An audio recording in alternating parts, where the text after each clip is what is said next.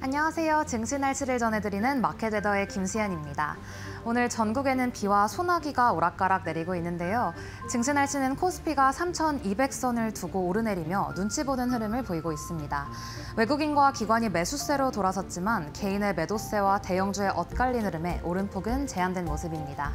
반면 코스닥은 2차 전지 같은 성장주가 힘을 내면서 이렇게 800선을 넘어서며 오히려 상승폭을 조금 더 키우고 있습니다. 그럼 이어서 종목별 날씨도 함께 살펴보겠습니다. 먼저 리튬주인데요. 오늘 리튬주는 쨍쨍한 햇살이 내리쬐고 있습니다. LG 에너지솔루션과 카이스트가 함께하는 FRL 연구팀이 차세대 배터리로 주목받고 있는 리튬 메탈 전지의 충전 속도를 획기적으로 줄일 수 있는 기술을 개발했다고 밝혔는데요. 현재 리튬 포어스, 하이드로리튬이 강세 흐름 타고 있습니다. 이어서 오늘 2차 전지 관련주에도 산들바람 불고 있는 점 포착되고 있는데요. 2차 전지주 같은 경우에는 오늘 LG 에너지솔루션이 메르세데스 벤츠와 107기가와트시 규모의 대규모 배터리 공급 계약을 체결했다는 소식에 관련주 전반이 들썩이고 있습니다. 대진 첨단 소재 유일 에너테크, 자이글, 신성 ST가 관련해서 주목받고 있습니다. 이어서 오늘 ESS, 에너지 저장 업종에도 맑은 하늘이 들이왔는데요. SK온이 북미 시장에서 첫 LFP 기반 1기가와트시 규모 ESS 공급 계약을 따냈고 또 매사추세츠주를 포함해 미국에서 6.2기가와트시 규모의 프로젝트 우선 협상권까지 확보했습니다. SK온이 최대 7.2기가와트시까지 따내게 되면 실제 수주 규모는 2조 원이 달할 것으로 전망됩니다. 오늘 원전주에 눈부신 햇살이 들이쬐고 있는 모습 확인되고 있는데요. 미국 뉴스케일 파워가 테네시밸리 전력청과 역대 최대 규모인 6기가와트 분량의 SMR 공급 계약을 체결했습니다. 오늘 관련해서 국내 원전 기업들의 사업 확장에도 힘이 실리고 있습니다. 이런 소식 속에서 오늘 삼영엠텍 상한가를 기록하며 시세 분출하고 있습니다. 이어서 오늘 조선업종도 보겠습니다. 조선업종 같은 경우에는 미국 백악관 예산관리국 인사가 하나오션의 필리조선소 발주 소식을 언급하며 군사부문에서의 대규모 움직임을 예고했습니다. 이 소식에 조선업계가 미국발 추가 수주 기대감을 힘입어 오늘 상승 흐름 이어가고 있습니다. 오늘 호텔업종도 구름 한 점 없는 날씨 보여주고 있는데요.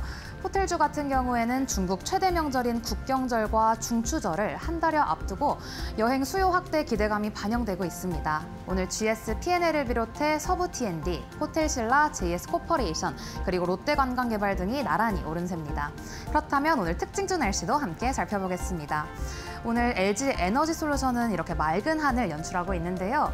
카이스트와 함께 리튬 메탈 전지 충전 시간을 크게 단축할 수 있는 기술 개발에 성공했다는 소식이 전해지면서 오늘 리튬 관련주 전반적으로 훈풍이 번지고 있습니다.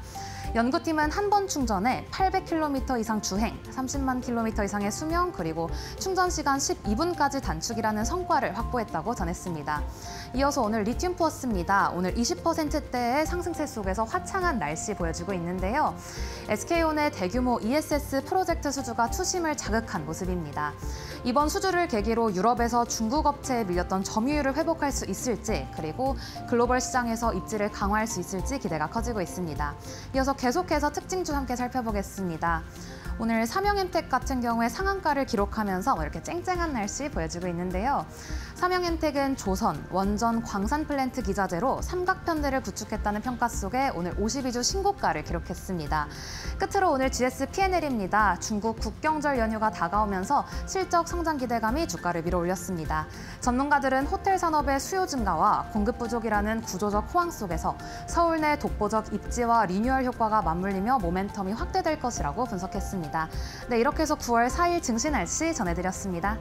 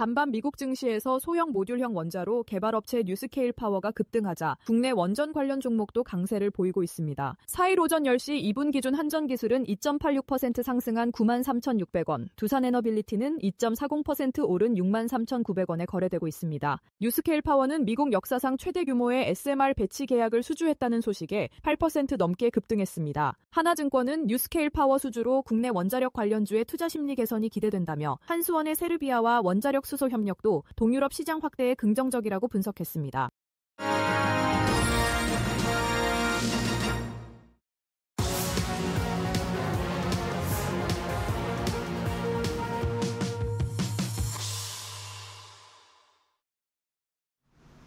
마켓나우 3부 시작합니다. 안녕하세요. 김주영입니다. 오늘 코스피와 코스닥 현재 구간 강세 흐름 이어가고 있습니다. 다만 금요일 고용지표의 확인을 앞두고 여전히 시장은 관망세를 이어가고 있는데요. 그래도 긍정적인 부분은 금리 인하에 대한 기대감과 함께 오늘 제약바이오 중심으로 매수세가 들어오고 있습니다. 간밤에 미국에서 졸트 보고서가 발표가 됐죠. 2024년 9월 이후 최저치였다라는 점에서 고용시장의 둔화를 확인했고요. 이에 따라 오늘 코스닥 조금 더 상승 탄력 받아가고 있습니다. 특히나 6거래일 만에 800선 위로 올라선 코스닥인데요. 오늘 오후장 전략 같이 한번 챙겨보도록 하겠습니다. 네, 오늘 이 시간은 이데일리온 김태훈 파트너와 함께합니다. 파트너님 안녕하세요. 안녕하세요. 네, 시장부터 확인해 보도록 하겠습니다. 그래도 오늘 800선 좀 위로 코스닥은 올라왔고요. 코스피의 경우에는 3,200선 위로 잠깐 올라왔다가 다시 좀 이 상승폭 축소해낸 모습인데 어떻게 보고 계실까요? 전반적으로 미국 시장에서 나스닥 지수가 오르면 우리 지수가 오르는 경우가 많았습니다. 네. 이건 30년 동안 확률적으로도 제가 투자하면서 이제 체득한 경험이기도 한데요. 이 나스닥 지수가 우리나라 증시에 뭐 거래소가 됐던 코스닥이 됐던 이 영향을 많이 미치는 것 같습니다. 이건 투자 심리가 지배하는 건데요. 전반적으로 지금 9월은 3분기 실적을 확정짓는 달입니다. 그러다 보니 실적 좋은 종목들을 펀드 매니저도 그렇고 우리 투자자들도 내 포트에 담아야만 수익률이 좋아질 수밖에 없습니다. 그렇기 때문에 상반까지 실적이 좋았던 종목 중에 3분기에도 좋아질 수 있는 종목들, 기본적으로 조방원은 당연히 실적이 좋습니다. 그래서 포트에 기본으로 담고 있죠. 이 부분이 뭐 시장에서 어느 뭐 좀 일부 조정을 받더라도 전반적으로 조방원에서는 일단 담고 가야 됩니다. 그리고 그 외에 3분기와 4분기 때 시장에서 나름대로 실적을 좋게 할 만한 종목들을 지금 내 포트에 담아야만 올 하반기 이 수익률이 좀 괜찮게 가져갈 수 있는 그런 시장이 될 겁니다. 그렇기 때문에 지금은 철저하게 실적 장세를 대비하는 형태로 내 포트폴리오를 만들어 가셔야 될 그런 타이밍입니다. 네, 앞으로도 조방원 여전히 주도주로서 움직임 나올 수 있고 또 실적을 기반으로 포트폴리오 구성해야 된다라고 이야기해 주셨는데요. 데일리 핫스탁 통해서 좀 더 자세하게 짚어보도록 하겠습니다. 네, 오늘 데일리 핫스탁 첫 번째 테마는요. 보안입니다. 국내에서 잇따른 해킹 소식이 들려오고 있습니다. SKT의 해킹 사건을 시작으로 해서 최근에는 롯데카드, 또 KT, LG U+의 해킹 사고 소식에 보안주들이 주목을 받았는데요. 정부 역시 정보 보호를 위해서 예산을 대폭 확대하겠다라고 밝혔습니다. 시장 확대에 따른 투자 포인트 같이 짚어보시죠. 두 번째 테마 살펴보겠습니다. 두 번째 2차 전지입니다. 최근에 2차 전지 횡보하는 모습을 이어왔는데요. 오늘 2차 전지주 전반적으로 훈풍이 불고 있습니다. SK온과 LG에너지솔루션의 수주 소식에 업종 전반이 영향받아가고 있는 거고요. SK온의 경우에는 LFP 기반의 ESS 대규모 수주가 있었고 그 규모는 2조 원 정도 추정을 하고 있습니다. LG에너지솔루션 역시 벤츠 측과 15조 원 규모의 공급 계약 체결 소식 들려왔는데요. 2차 전지 향후 전망 체크해 보시죠. 세 번째 테마 살펴보겠습니다. 네, 항공입니다. 간밤 국제유가가 2% 넘게 급락을 했습니다. 오펙 플러스의 증산 검토 소식이 영향을 줬는데요. 이 밖에 10월 국내뿐만 아니라 중국과 일본의 연휴를 앞두고 있습니다. 여행 수요가 확대되면서 여행, 항공, 카지노 실적 개선에 대한 기대감들 더해지고 있는데요. 항공주 같이 체크해 보겠습니다. 네, 첫 번째 테마 보안부터 확인해 보도록 하겠습니다. 정부가 예산을 투입하겠다라고 밝혔는데 이에 따라서 시장 규모 얼마나 커질지 궁금합니다. 이 지난번에 보시면 상반기 중에 왜 이 보안 쪽이 실적들이 나쁜지 이 종목들 개별적으로 다 들어가 보시면 상반기, 즉 2분기 실적을 보시면 대부분 다 안 좋습니다. 그게 상반기 때 투자하기로 했던 이 투자비들이 대부분 다 이 조기 대선 때문에 어떻게 될지 모르기 때문에 하반기로 이연이 됐어요. 네. 그리고 하반기 때는 그 나름대로 또 그때 투자 계획이 그대로 남아 있고 상반기 때 투자가 안 된 게 이연돼서 요번에 투자되기 때문에 이 실적이 굉장히 좋아질 수 있습니다. 특히나 원래부터가 이 보안주들은 4분기 때 주로 많이 투자가 됩니다. 그런데 상반기 중에 투자 안 된 것까지 이번에 엎어치기로 들어오기 때문에 실제로 4분기 때 실적이 좋아질, 즉 적자에서 흑자로 돌아설 보안주들이 많습니다. 그렇기 때문에 지금 보안주들을 투자해야 될 타이밍이고 지금 이 보안주들 중에 나름대로 이제 규모의 경제를 달성할 수 있는 좀 매출액이 좀 나오는 종목들이 파란색을 나타내고 있다면 여러분들에게 싸게 살 기회를 주는 겁니다. 한싹이라는 업체는 상장한 지 얼마 안 된 업체이긴 하지만 이게 좀 알려져 있지 않은 업체죠. 왜냐하면 이 업체는 좀 후발주자입니다. 이게 인공지능 AI 쪽 관련된 이 기술을 기반으로 해서 네트워크 보안 쪽을 하는 회사인데 이게 궁극적으로 이제 클라우드 보안 쪽을 갖고 있는 회사죠. 그러다 보니 이 시장 자체가 이제 한참 이제 개화를 시작해서 좀 커가고 있는 시장입니다. 이 말뜻은 한싹이라는 회사는 실적이 지금 규모의 경제를 달성하지 못했지만 앞으로 규모의 경제를 달성하면서 수익을 많이 벌어들일 그런 회사라는 뜻이고 이 회사가 만든 이 솔루션, 이 보안 솔루션이 이 패스가드 AM이라는 건데요. 이게 조달청에 등록을 했습니다. 조달청에 등록했다는 것은 곧바로 이제 그 공공기관들이 구매할 수 있는 대상 그 상품이 된다는 소리죠. 그렇기 때문에 이런 조달청에 등록을 한 그 상품들, AI 솔루션, 그러니까 AI 보안 솔루션을 갖고 있는 업체들이 수혜를 볼 겁니다. 이 4분기 때 말 그대로 공공기관들이 살 때 이런 그 보안 솔루션을 구매하게 되는 것이죠. 그렇기 때문에 이 한싹이라는 종목도 한번 봐주셔야 될 것 같고요.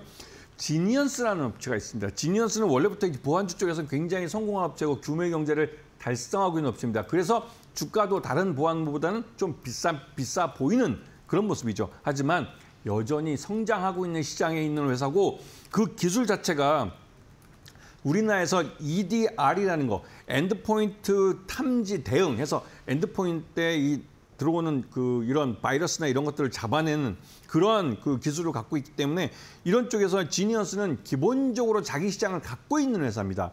그렇기 때문에 이번에 이 신규 사업을 시작하는 서버 백신 쪽, 이 백신이 우리가 뭐 흔하게 알고 있는 그런 백신인데 이게 특히 서버에 관련된 거죠. 서버라는 것은 여러분들이 잘 아시다시피 AI 데이터 센터에 들어가는 게 그 서버들입니다. 거기에 들어가는 백신입니다.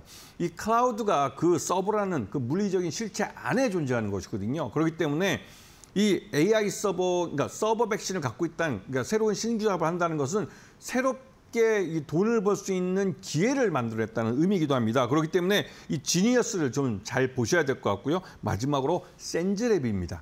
이 센즈랩은 이 인공지능 AI 지금 핫하죠. 이쪽하고 빅데이터가 합쳐져서 이 두 개 양쪽 기술을 갖고 이 보안 솔루션을 만들어냈고 그 보안 솔루션은 미국에 특허를 내서 미국 특허를 3개를 갖고 있는 회사입니다. 이 말뜻은 이 센즈랩이 만든 보안 솔루션은 미국 시장에도 팔 수 있다는 소리고 미국의 빅데이터들이 이 시장에 진출할 때 필요한 보안 솔루션으로 센즈랩을 파트너사로 데려갈 수 있다는 의미입니다. 그런 의미에서 센즈랩은 그 말 그대로 인공지능 AI 기술을 기반으로 한 보안 솔루션을 만들어낼 수 있는 회사고 그리고 무엇보다도 이 회사가 만든 IDPW라는 이 상품이 있는데요. 이거는 개인에게 내 개인정보가 어딘가에서 그 기업들이 갖고 있던 내 개인정보가 털렸다. 이 외부로 유출됐다 하는 걸 실시간으로 알려줍니다. 알람을 주기 때문에 거기에 대해서 내가 대응을 할 수가 있는 것이죠. 비밀번호를 바꾼다든가 뭐 이런 것들 할 수 있기 때문에 이 IDPW라는 서비스를 하면서 개개인에게 이런 보안 위협을 알려주는 알람 서비스를 해주기 때문에 이 회사는 센즈랩은 더더욱 성장 가능성이 높은 회사입니다. 지금 보안주들은 상반기 때 대부분 실적이 좋지 않았지만 그 안 좋은 이유가 하반기에 더 많은 투자를 유치할 수 있기 때문인 것이고 더 많은 그 수익 기회가 있기 때문입니다. 지금 보안주를 담으셔야 될 그런 타이밍입니다. 상반기에 적자를 기록했던 보안주들인데요. 하반기 투자가 좀 이어지면서 흑자로 전환할 수 있다는 전망 챙겨주셨고요. 오늘 관련주로는 한싹, 지니언스, 센즈랩 가져와 주셨다는 점 체크해 보시죠. 두 번째 테마 넘어가 보겠습니다. 두 번째는 2차 전지 오늘 확인해 보려고 하는데요. 잇따른 대형 수주 소식이 좀 들려왔습니다. 그런데 최근에 2차 전지 흐름을 좀 보면 계속 횡보하는 움직임들이 나타났는데 다시 한번 좀 반등의 신호탄으로 볼 수 있을지 궁금한데요. 다음 주에 네. 미국에서 이제 그 라스베가스에서 그 RE 플러스라는 전시회가 있습니다. 북미에서 가장 큰 그 에너지 전시회인데요. 여기에 우리나라 LG 그 에너지 솔루션하고 네. 삼성, SDI, SK온 이런 배터리 셋업체뿐만 아니라 이 2차 전지에 관련된 소재나 부품 이런 쪽을 담당하는 대거 참여를 합니다. 그러면서 이 미국 시장에서 중국의 소재와 중국의 배터리 이런 업체들 값싼 제품들을 퇴출시키고 있는데요. 그 퇴출된 중국 그 기업들이 갖고 있던 시장을 우리 한국 기업들이 차지하게 됩니다. 그러면서 이 매출이나 이 외형도 커갈 뿐만 아니라 수익성도 미국 시장은 굉장히 좋은 수익성 있는 시장입니다. 그 시장에서 우리 기업들이 수익을 늘려갈 기회를 갖게 되는 것이죠. 그렇기 때문에 RE 플러스를 앞두고 나서 이 지난 8월 한 중순부터인가요? 그때부터 차익 실현 매물이 나오면서 그러니까 2차 전지 관련주들이 주가가 하락을 했는데요. LG 엔솔하고 그 삼성 SDI도 아마 한 10% 정도 그 빠진 걸로 보입니다. 그렇지만 이렇게 빠지고 나서 최근 들어서 각종 호재성 재료들을 내놓으면서 주가 하락이 멈춘 상태죠. 그리고 이제 반등을 보이려고 하고 있습니다. 그 반등을 할 때 2차 전지들이 가장 크게 돈을 버는 건 전기차 쪽입니다. 전기차 배터리 쪽이지만 전기차 캐즘 속에서 이게 수익이 나기 어렵다 이런 말들이 많이 나오고 있는데 사실 가만히 보시면 예전보다 전기차 가격이 많이 다운됐습니다. 그 가격이 다운되는 건 말 그대로 전기차 캐즘이라는 것은 그 전에 얼리 어댑터라고 부르는 먼저 이러한 신기술을 기반한 상품들을 소비하는 그 사람들이 대부분 소비가 끝나고 이제 대중화 시대로 넘어가기 위해서 그 중간에 잠시 잠깐 수요가 줄어드는 둔화되는 그런 시기를 캐즘 기간이라고 합니다. 그 캐즘 기간을 지나치면서 이제 전기차 대중화 시대로 가는 것이죠. 그때 가장 중요한 게 원가의 40%를 차지하는 바로 이 전기차 배터리입니다. 이 배터리의 가격을 낮춰야 되는데 그 낮추기 위한 여러 가지 기술적 진보가 이루어졌습니다. 그리고 특히나 우리 한국 업체들은 예전에 그 파우치 형태로 만들거나 리튬 이온만 그 3원계 리튬 이온 배터리만 만들어 오던 게 이제는 LFP 배터리도 양산을 합니다. 제가 여러 번 말씀을 드렸는데 한국 기업들이 이 파우치형뿐만 아니라 각형 배터리도 만들고 원통형 배터리도 양산을 합니다. 그리고 이제는 LFP 배터리도 만든다는 게 굉장히 큰 의미를 갖고 있습니다. 지금 전 세계 글로벌 시장에서 이 배터리 시장, 전기차 배터리 시장에서 1등과 2등은 중국의 CATL과 또 BYD라는 중국 업체들입니다. 이 업체들은 LFP 배터리를 만들고 있고 중국 전기차 시장에서 대부분 다 이 중국의 이 전기차 배터리를 소비하면서 이들이 세계 1위와 2위를 하고 있죠. 그런데 우리나라 LG 엔솔이 이번에 처음으로 그 ESS 시장에 들어가는 LFP 배터리를 양산을 합니다. 그리고 삼성 SDI는 내년 초에 양산을 할 것이고요. 그리고 내년 하반기부터는 전기차용 LFP 배터리도 양산을 태울 예정입니다. 그렇게 되면 중국의 배터리 업체 1위와 2위, 글로벌 시장 1위, 2위 하는 업체들의 그 시장을 우리 한국 배터리 업체들이 잠식해 들어가게 되는 것이죠. 그렇기 때문에 지금 길게 보신다면 LG 엔솔도 그렇고 삼성 SDI도 그렇고 SK온은 아직 상장을 안 했지만 아마 조만간 내년이나 내후년쯤에 SK온도 상장을 시킬 겁니다. 그렇게 되면 우리나라 배터리 업체들은 중국 업체들을 그 뒤에 후발주자로 쫓아가면서 그 시장을 잠식해 들어가고 실적도 글로벌 탑 1이나 2, 그러니까 1위나 2위로 올라서게 될 겁니다. 이거는 중국이 갖고 있는 한계이면서 우리 한국 기업들에게는 기회가 되는 것이죠. LG 엔솔이 대표적으로 보시게 되면 요번에 그 다임러 벤츠 쪽에다가 그 장기 한 10년 동안 약 한 15조 원 정도의 전기차 배터리를 납품하기로 했고 이거는 유럽 시장뿐만 아니라 미국 시장에서도 이 벤츠에다가 전기차 배터리를 납품하는 겁니다. 이게 독일차인 이 벤츠에만 국한되는 게 아니라 장기적으로는 포드나 또 GM 같은 업체도 마찬가지입니다. 왜냐하면 중국의 이 2차 전지 배터리 업체들을 퇴출시키기 위한 그런 흐름이 나타나고 있기 때문에 그렇죠. 그렇기 때문에 이 시장은 결국 한국 업체들이 먹게 됩니다. 특히 대표적으로 LG 엔솔이 우선은 차지하고 두 번째는 삼성 SDI가 그 자리를 차지하죠. SK온은 주로 현대차와 기아에 주로 공급을 합니다. 그리고 현대차와 기아도 역시나 LFP 배터리를 그 LA 배터리를 장착하려고 노력하고 있죠. 왜냐하면 가격을 기존의 3원계 배터리를 쓰는 것보다 30~40% 정도 다운시킬 수가 있습니다. 그러면 전기차 가격이 그만큼 낮아지는 것이죠. 그러면 그만큼 전기차 대중화 시대가 더 빨리 오는 겁니다. 이런 부분을 잘 봐주시면서 시장을 대응하시면 충분히 좋은 기회를 가지실 것 같고요. 그 두 번째는 삼성 SDI인데요. 삼성 SDI는 최근 들어서 전기차 배터리보다는 오히려 ESS 시장에 더 힘을 주고 있습니다. 이번에 국내에서 나온 한 8군데 이 ESS, 에너지 저장 장치에 아주 큰 발주권이 있었는데 여기서 6개를 이 삼성 SDI가 3원계 배터리를 갖고 아예 싹쓸이를 해버렸습니다. 그 3원계 배터리를 쓰는 게 솔직히 말씀드려서 화재 위험이 있어서 이 ESS 쪽에서는 이 3원계를 좀 안 쓰려고 하는데 그 대신 우리 한국 업체들은 LF 배터리를 아직 양산을 못했기 때문에 3원계 배터리를 채용할 수밖에 없습니다. 그래서 이번에 삼성 SDI가 화재 위험을 획기적으로 낮춘 3원계 배터리를 갖고 이 ESS 시장에 뛰어들었고 출사표를 냈고 여기서 6군데를 싹쓸이 했습니다. 그리고 2군데는 LG 엔솔이 가져갔죠. 그만큼 이 삼성 SDI는 ESS 쪽에 강점을 갖고 있고 미국 시장에서도 거의 1조 원 가까이 되는 그 미국 업체에 납품을 하는데 이번에 아까 말씀드렸던 RE+라는 전시회에 이 삼성 SDI도 이 삼성 배터리 막스라는 이 브랜드 이름을 갖고 ESS용 이 배터리를 갖고 나옵니다. 그래서 이 미국 시장이 ESS 시장이 굉장히 빠르게 성장하고 있는데 이거는 기본적으로 AI 데이터 센터 지하에는 ESS가 들어가야 됩니다. 그렇기 때문에 이 ESS가 굉장히 빠르게 성장하고 있고 최근 들어서 우리 그 애널리스트가 ESS 시장은 전기차 시장에 비해서는 아주 작은 시장이다. 그렇기 때문에 ESS 집중하는 것은 우리 기업들에게는 좀 불리하다. 이런 식으로 레포트가 나왔습니다. 근데 그거는 현실을 너무 모르는 거고 탁상행정이나 그러니까 책상에서 그 어떻게 보면 인터넷 서핑을 통해서 그런 뉴스를 접한 것 같고 짜집기 한 것 같다는 생각이 드는데요. 실제 현장에서는 ESS 시장의 빠른 성장에 대해서 삼성 SDI도 마찬가지고 LG 엔솔도 여기에 대대적으로 대응을 하고 있습니다. 그리고 대규모 투자를 하고 있죠.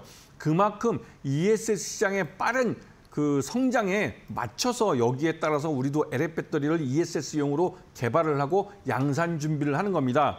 그렇기 때문에 ESS 시장의 성장은 굉장히 좋은 것이고요. 자, 엔캠이라는 업체가 있습니다. 엔캠 같은 경우는 이건 전해액 업체인데요. 전해액은 우리가 이제 농담 삼아서 동네 슈퍼마켓에서 신선식품 사듯이 이 전해액 자체는 만들어진 지 3개월 내에 배터리에 장착을 해야 됩니다. 그렇기 때문에 엔캠 같은 경우는 이 전기차 배터리 셀업체 근처에다가 공장을 짓습니다. 그래야만 제때 그 공급을 할 수가 있기 때문에 그런 것이죠. 그리고 한번 여기에 장착을 하게 되면 이 전해액을 바꾸기가 굉장히 어렵습니다. 그 말뜻은 한번 엔캠이 인연을 맺은 LG 엔솔이나 삼성 SDI나 SK온하고는 거래 관계가 잘 바뀌지 않는다는 소리죠. 그만큼 엔캠 같은 경우는 실적이 좋아질 가능성이 있는데 특히나 이 업체가 주가가 10분의 1 토막으로 이게 주가가 떨어진 이유는 이 업체가 만들고 있는 전액의 그 원가의 한 40% 정도를 차지하는 리튬 가격이 탄산 리튬 가격이 그만큼 많이 폭락을 했습니다. 폭락을 하면서 그 영향으로 이 전액 가격도 다운이 됐죠. 그러면서 주가도 함께 10분의 1 토막이 난 겁니다. 하지만 최근 들어서 중국을 중심으로 해서 탄산 리튬의 가격이 반등하고 있습니다. 그 반등과 함께 엔캠의 주가도 반등하고 있죠. 그래서 엔캠의 주가가 오를 이유가 있는 것입니다. 그렇기 때문에 엔캠이라는 회사도 잘 봐주시고 2차전지 쪽은 여러분이 생각할 때 여기는 좀 어렵지 않나 생각하시는 분들이 많겠지만 이제 바닥을 다지고 올라오는 종목들입니다. 그리고 우리들이 전기차 대중화 시대라는 건 말 그대로 내연기관은 저무는 석양이고 전기차는 떠오르는 태양입니다. 이 시장이 넓어지고 있는 이 시장에서 전기차 배터리 업체들은 자기들의 시장을 넓혀갈 뿐만 아니라 중국 업체들 시장을 잠식하면서 글로벌 시장을 개척해 가고 있는 것이죠. 지금이 2차 전지를 가장 싸게 살 수 있는 타이밍이라 해도 과언이 아닐 것입니다. 네, ESS 시장 성장에 따른 2차 전지 관련주들 같이 한번 정리해봤고요. LG 에너지솔루션, 삼성 SDI, 엔캠 짚어주셨다라는 점 체크해 보시기 바랍니다. 저희 세 번째 테마 이어가도록 하겠습니다. 세 번째는 오늘 항공으로 좀 이야기 나눠보려고 하는데요. 10월에 특수가 있다라는 이야기들 나오고 있습니다. 우선은 뭐 9월에 무비자 입국에 대한 허용도 되고요. 또 10월에는 이제 국경절 앞두고 있다 보니까 기대감이 있는 상황인데요. 어떻게 보고 계실까요? 네, 예전에 우리 애가 어릴 때 이제 가족끼리 이제 국경절 때 중국을 한번 놀러 간 적이 있습니다. 사람한테 밟혀 죽는 줄 알았어요. 그만큼 국경절 때는 중국 사람도 내수여행도 많이 가고 특히 그중에서 돈 있는 사람들은 해외여행을 많이 갑니다. 그리고 일본도 이 시기에 우리 추석 같은 그런 연휴가 있어 그걸 황금 연휴라고 부르는데요. 네. 그때 해외를 많이 갑니다. 근데 요즘 들어서 유행하는 건 뭐냐면 상반기에도 아주 K-팝 그 데모넌터스가 유행하면서 한국을 방문하는 MZ 세대들이 많아졌어요. 그러면서 이게 단체 여행뿐만 아니라 개별 여행도 많이 갑니다. 그리고 한국에 대해서는 그동안 많이 이제 못 들어왔던 그런 면도 있고 하기 때문에 중국에서 올해부터 작년부터 해서 우리 한국을 방문하는 사람이 많이 늘어났는데 작년에 중국이 먼저 일방적으로 우리 한국인들의 중국 방문에 대해서 무비자 입국을 허용했습니다. 그리고 우리도 동등하게 중국인들에게 단체 관광에 한해서 무비자 방문을 이번에 허용해 주는 것이고요. 그렇게 되면 이 단체 방문객이 늘어날 수밖에 없습니다. 그러면 당연히 그 사람들을 실어 날라야 되는데 그 실어 나르는 비행기는 우리 한국 비행기들이 많이 사용되죠. 특히나 대한항공, 이 대한항공 관련해서 대한항공과 아시아나항공, 그다음에 진에어 이 세 개 회사들은 앞으로 아시아나항공과 대한항공이 통합 국적기가 되는 과정에서 있기 때문에 이 세 회사만 먼저 보셔도 충분히 좋은 기회를, 수익을 가질 수 있는 기회를 잡으실 겁니다. 특히나 대한항공 같은 경우는 말 그대로 한진칼이라는 이 지주회사 밑에 있는 주력 회사입니다. 그리고 실제로 지금도 돈을 잘 벌고 있는 회사고 이 회사가 이번에 한미 정상회담에서 이 대한항공이 미국에 가서 뭐 비행기를 한꺼번에 100대를 사겠다고 했는데 보잉에다가요. 보잉 그쪽에서는 말 그대로 한 몇 년치 일감을 확보하게 되는 것이죠. 그런데 그렇게 하는 이유가 대한항공과 아시아나항공이 통합을 하고 그리고 20년 이상 된 오래된 노후한 비행기를 이번에 다 교체를 합니다. 그렇게 되면 굉장히 항공기 연령이 젊어지고 사고 위험이 그만큼 낮아지면서 또 한편으로 이 노후화된 오래된 비행기는 그만큼 그 유지보수비가 많이 들어갑니다. 그 유지보수비도 다운이 되는 것이죠. 그런 면에서 대한항공이 이번에 보잉에다가 109대인가를 이제 단체로 이제 주문한다는 게 이게 대단한 의미를 갖고 있는 것이고 그만큼 대한항공이 돈을 벌 자신이 있다는 겁니다. 대한항공과 아시아나항공이 통합을 했을 때 이 시장에서 이제 태평양 노선에는 1위 업체가 되죠. 그런 면에서 대한항공하고 아시아나항공을 잘 보셔야 되고 아시아나항공은 그 화물기 부분을 매각을 했습니다. 매각한 돈이 한 4천억 정도 들어왔죠. 그러면서 부채 비율도 그만큼 많이 낮아졌습니다. 그러면 잘 보시고 마지막으로 진에어 같은 경우는 통합국적기, LCC 중에서 통합국적에서 가장 주력이 될 수 있는 그런 회사입니다. 상반기 실적은 안 좋았지만 하반기에 외국인 관광객들이 우리 한국을 많이 들어올 때 그나마 좀 저렴한 이 저비용 항공사 중에 이 진에어를 이용할 가능성이 높죠. 그런 면에서 진에어를 관심권에 놓고 보셔야 될 타이밍입니다. 네, 오늘 세 번째 테마 항공 같이 짚어봤고요. 관련주로는 대한항공, 아시아나항공, 그리고 진에어 가져와 주셨다는 점 확인해 보시기 바랍니다. 네, 오늘 도움 말씀 주신 김태훈 파트너와는 여기서 인사드리도록 하겠습니다. 파트너님 고맙습니다. 네, 저희 마켓나우 3부에서 제공해드리는 정보는 투자 판단을 위한 조언입니다. 투자에 따른 책임은 투자자 본인에게 있다는 점 참고해 주시기 바랍니다.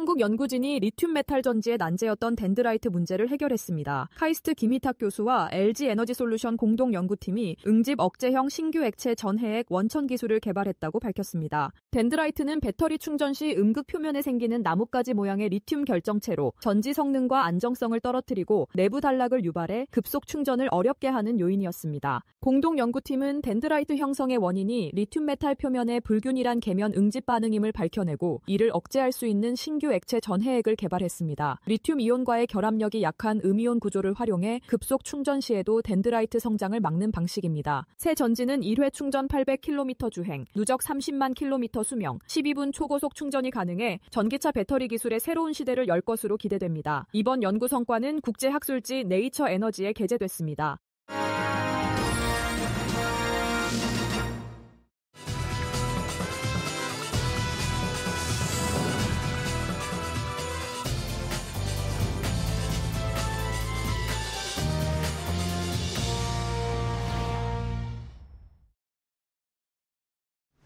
날카로운 코칭으로 수익의 길을 열어드립니다. 데일리 마켓 코칭으로 이어가겠습니다. 오늘 이 시간은 이데일리 TV 전문위원 서동구 위원님과 함께합니다. 위원님 안녕하세요. 네, 안녕하세요.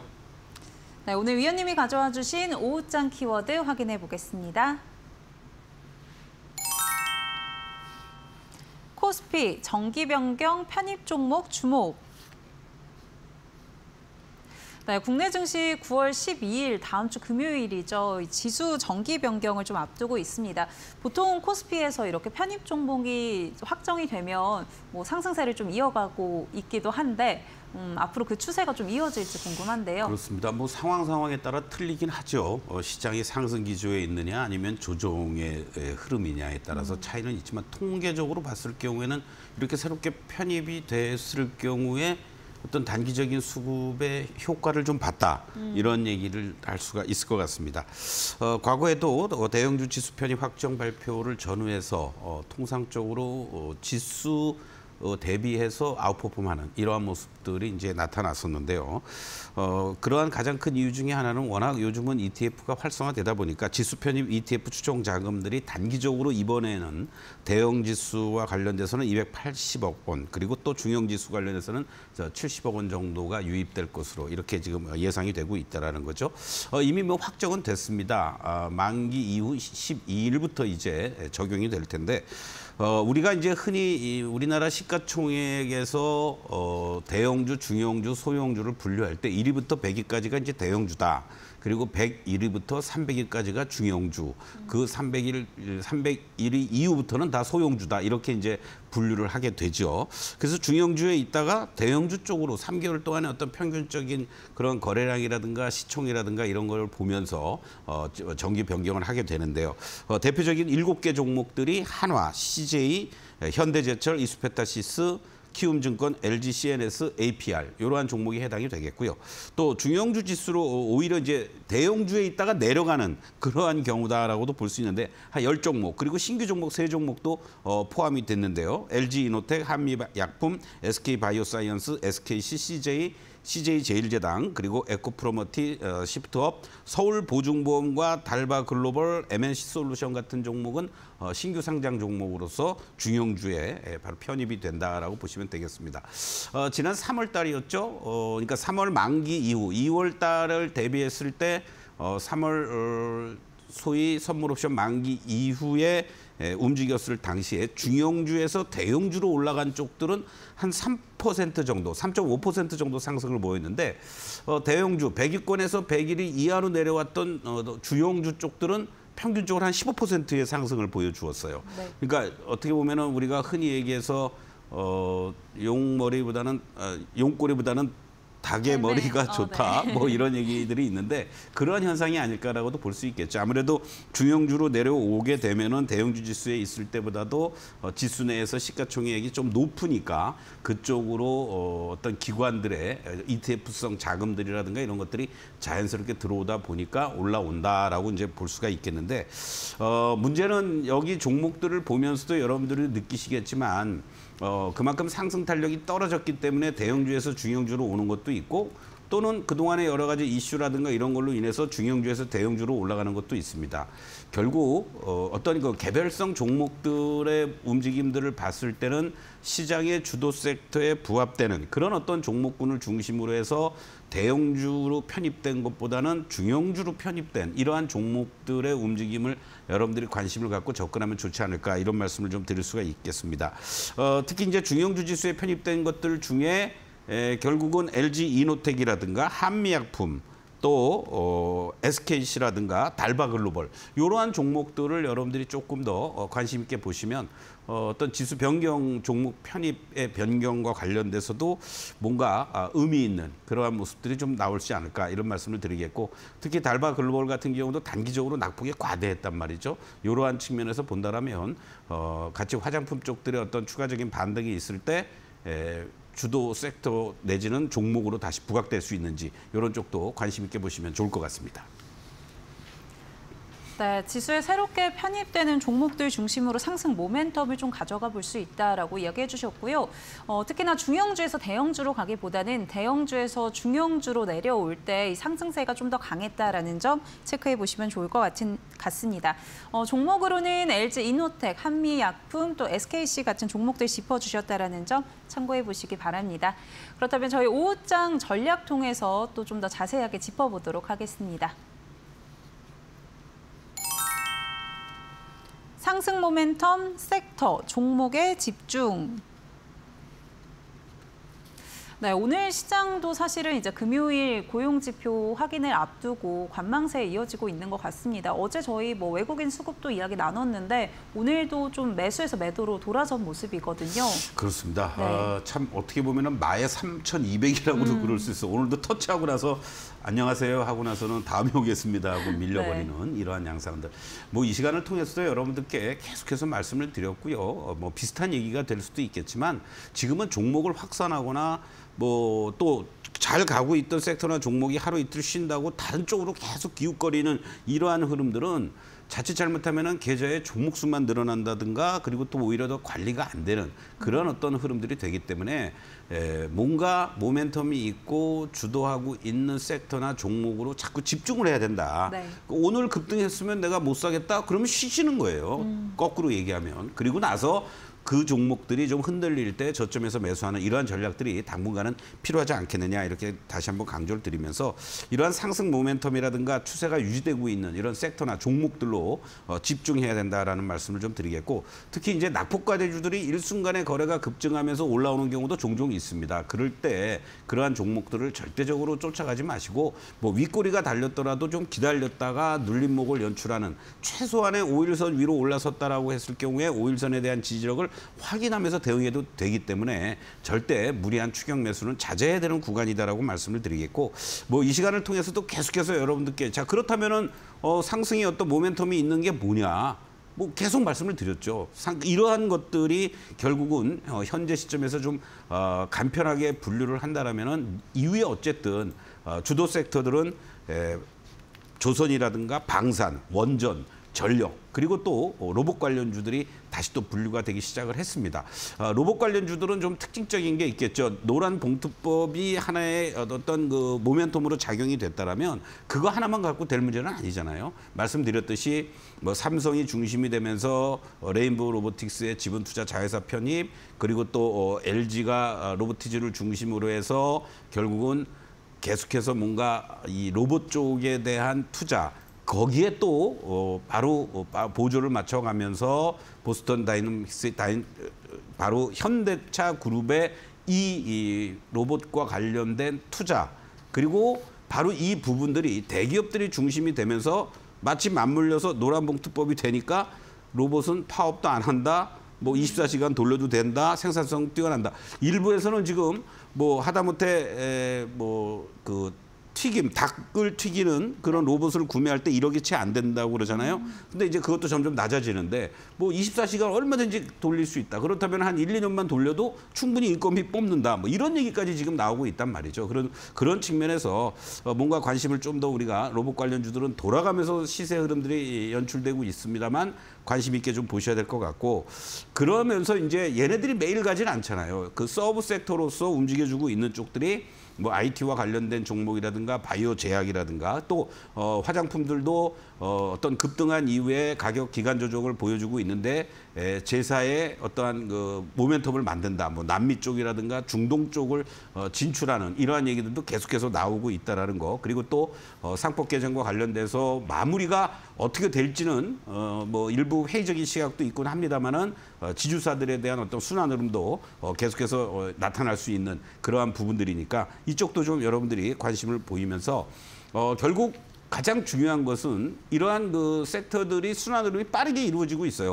추세를 잡고 가면서도 가격과 기간 조정을 같이 보이면서 간단 말이죠. 그렇기 때문에 이들 쪽에서의 대장주들의 그러한 지지와 저항을 여러분들이 항상 체크하시면서 다른 쪽으로도 공략을 하든 그 대장주를 공략을 하든 내가 매수할 만한 위치와 자리가 왔을 때 공략해 들어가는 전략 또 일정하게는 지금 현재 시점에서는 부담스럽다고 그러면은 단기적으로 이런 순환 흐름을 이용하면서 적절한 이 실현의 목표가도 여러분들이 낮추면서 대응을 해야 되지 않을까 이런 말씀을 드리는 겁니다. 그래서 현재 시점에서 뭐 대형주들도 보면은 추세를 잡고 신고가를 내고 있는 것 같지만 뭐 한 10% 15% 올라가면은 또 이격 좁히는 과정들이 나오고요. 또 10% 20% 조정 보였던 것들은 지지를 보이면서 10% 20%의 또 대반등도 줍니다. 바로 그러한 어떤 지지와 저항을 이용한 그러한 대응 전략이 현재 시점에서는 적절한 목표 수익률과 그리고 리스크 관리를 병행하는 그러한 것이 좀 답답한 시장의 흐름이 진행이 되고 있지만 여러분들이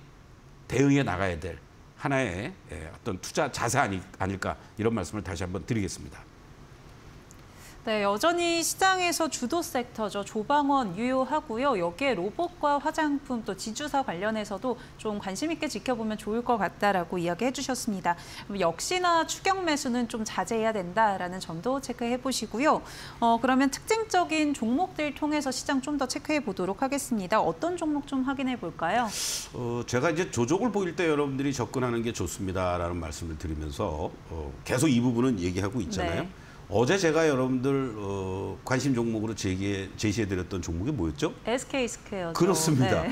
자, 그런데 이게 뭐 물론 뭐 오늘 당장 이렇게 안 올라오거나 조금 더 조정을 보이는 종목들도 있긴 합니다만은 SK스퀘어를 한번 여러분들 보시겠습니다. 일봉의 모습을 보시면요. 어제도 제가 이제 말씀을 드렸습니다. 물론 오늘 SK하이닉스가 다시 반등을 주니까 바로 중간 지주사로서의 그러한 동반 반등세도 있었지만 이러한 어떤 이 상승 흐름들이 10만 원대부터 20만 원까지 이렇게 올라왔습니다. 지금은 이런 구간이 아니라는 거죠. 그리고 나서 전체적으로 가격과 기간 조정을 보였습니다. 그러니까 이렇게 급하게 가격 조정을 보이고 대반등 주었다가 다시 이제 또 한번 한 단계 더 레벨 다운되는 이러한 모습인데 그 이후의 모습들을 보시면 어떻습니까? 제가 말씀드렸듯이 이 12만 원과 13만 원을 중심으로 해서 한 달 이상의 기간 조정을 이제 보이는 겁니다. 크게 밀리는 것도 없이요.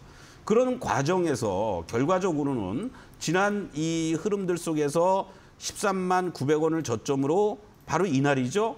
8월 28일 날 나름대로 기관들의 매수세가 들어오고 가장 최근 들어서의 거래가 좀 증가가 됐고 3, 4일 동안 옆으로 5일선을 중심으로 해서 지지 공방을 벌이고 있었다는 겁니다. 그러니까 그러한 자리에서 바로 어저께 같은 날 여러분들이 매수할 수 있는 타이밍이었기 때문에 이렇게 14만 원 초반 자리를 중심으로 해서 공략하자 이런 말씀을 드렸고 그러한 반등이 조금 더 올라올 만한 자리니까 오늘 이렇게 올라오고 있는 거다라고 보시면 되겠죠. 그래서 여러분들께 말씀드리지만 그럼에도 불구하고 다시 또 20만 원을 향해서 쉽게 가는 자리가 아니라 1차 목표가 16만 원을 제시해 드렸던 거고요. 이러한 자리들 속에서 단기적으로 지지와 저항을 이용한 대응 전략이 필요하다라고 말씀을 드리겠고 또 화장품 쪽에서 뭐 너도나도 좋은 얘기는 다 나왔었고 실적도 뒷받침돼줬지만 결과적으로는 지난 8월 11일 날이 24만 5천 원을 고점으로 급격하게 또 가격과 기간 조정을 거치고 있습니다. 그럼에도 불구하고 이 종목은 20일 이평선을 중심으로 해서